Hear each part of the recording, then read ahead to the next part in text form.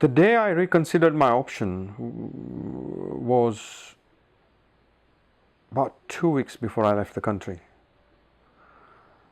And this was the moment that changed everything for me. I used to be quite happy working for this company, and I was actually working quite responsibly, even though I was quite young. Things mattered to me. I used to go to work at normal times anyway, but even at abnormal times I would turn up if there was something to do. And on this Saturday I finished my work at 1 o'clock, went home, had my lunch and everything else, and I said I have to go and finish off my work.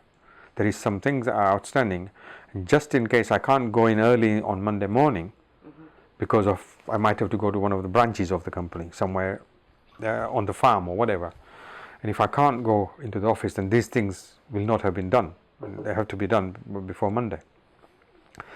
So on Saturday afternoon I decided to go to work. After lunch I started driving towards work, and every day I had to go past this green field. And when I was going past this green field, I saw a couple of army chaps walking towards two chaps who were sitting, African natives, sitting probably for their lunch break or whatever. Because it was an industrial area, many people used to sit there, but on this particular day there were only two people sitting there. And when I saw those army chaps approaching those guys, I turned my car and went and sat onto the road opposite that where this was happening, to just watch and see what was going on.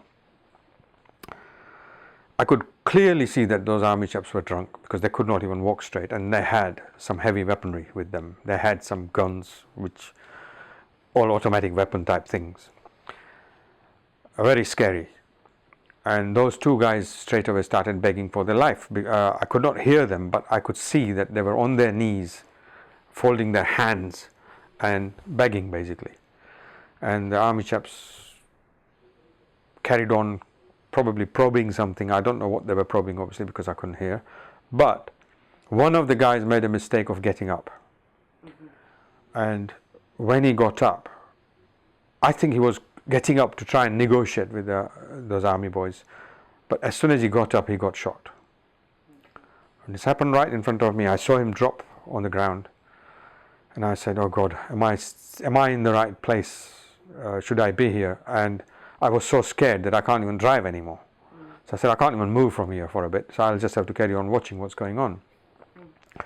And what I saw next was that they actually picked up the other guy and walked away with him.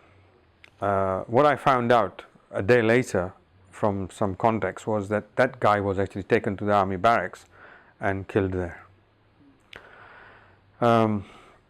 Me, instead of going to my workplace, I went to my brother's shop. My brother used to run a shop in Jinja, and I went there and I just went to him and I said, "Can you close the shop?" And he was a bit shocked. He said, "Why?" I said, "Just close the shop, I want you to come with me." So I got him to close the shop. I took him with me, and I went back to that green field and I showed him, "Look, this has just happened in front of me. I was sitting in the car on that road and I saw this happening." 3 or 4 days after that, when I went to work, for 4 days at least, I know that the body was not picked up from there.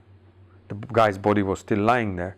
And one thing I do know is that the reason why nobody was picking that body up was because they were all scared. He was shot by an army chap. So they were all scared. Why? How can we, pick up the body? And eventually, I think the council actually braved it and took the body away. However, that changed me.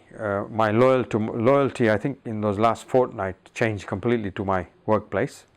I didn't care. I wasn't attending work as I used to normally. My boss used to wonder why I wasn't turning up at times, and I used to turn up at other times. And he used to ask me, "What's the matter?" And I used to say, "I had some work." And I used to disappear without telling anyone. And I told my brother, I said, "Just keep the shop closed. Let us start preparing to leave, because this could be us next." So we started planning to leave the country.